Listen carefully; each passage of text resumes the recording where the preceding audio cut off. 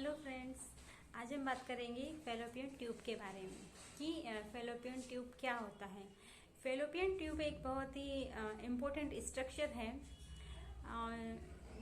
हम ये कह सकते हैं कि किसी भी जीवन की शुरुआत जो है वो फेलोपियन ट्यूब में ही होती है और फेलोपियन ट्यूब के अंदर ही अंडाणु और शुक्राणु मिलकर एक एग बनाते हैं।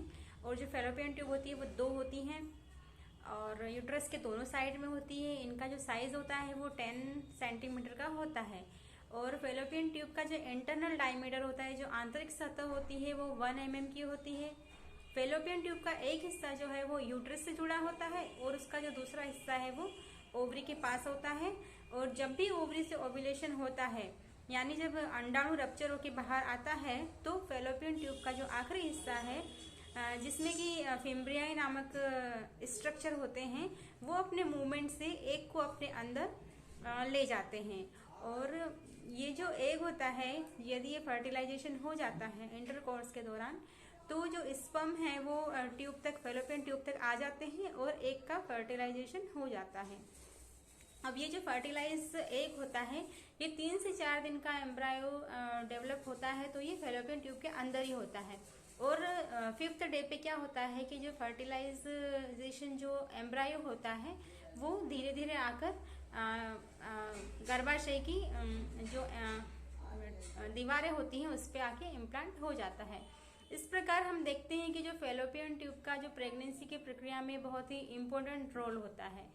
अब हम देखते हैं कि फेलोपियन ट्यूब ब्लॉक क्या होता है। तो फेलोपियन ट्यूब का जो एक हिस्सा जो होता है वो ओवरी से जुड़ा होता है, जिसमें कि कुछ स्ट्रक्चर फिम्ब्रियाई उंगलीनुमा स्ट्रक्चर होते हैं, है ना, जो कि ओवम को फेलोपियन ट्यूब के अंदर ले जाता है। और यदि अगर फेलोपियन ट्यूब में कोई ब्लॉकेज है तो ये जो स्पर्म है ये एक तक नहीं पहुंच पाते हैं और एक तक नहीं पहुंच पाने के कारण इनका एक का फर्टिलाइजेशन नहीं हो पाता है, जिससे कि बेबी इम्प्लांट नहीं हो पाता है।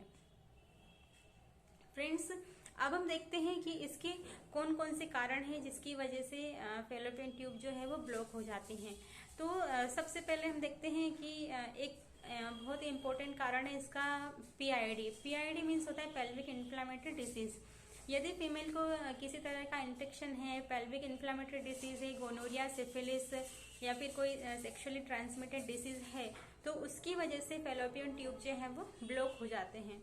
दूसरा इसका ब्लॉकेज का कारण है ट्यूबरकुलोसिस। यदि पेशेंट को ट्यूबरकुलोसिस है फेलोपियन ट्यूब में, तो उसकी वजह से फेलोपियन ट्यूब की जो सतह है वो आपस में चिपक जाती हैं, जिसकी वजह से स्पर्म जो है वो ओवम तक नहीं पहुंच पाता है और फर्टिलाइजेशन नहीं हो पाता है।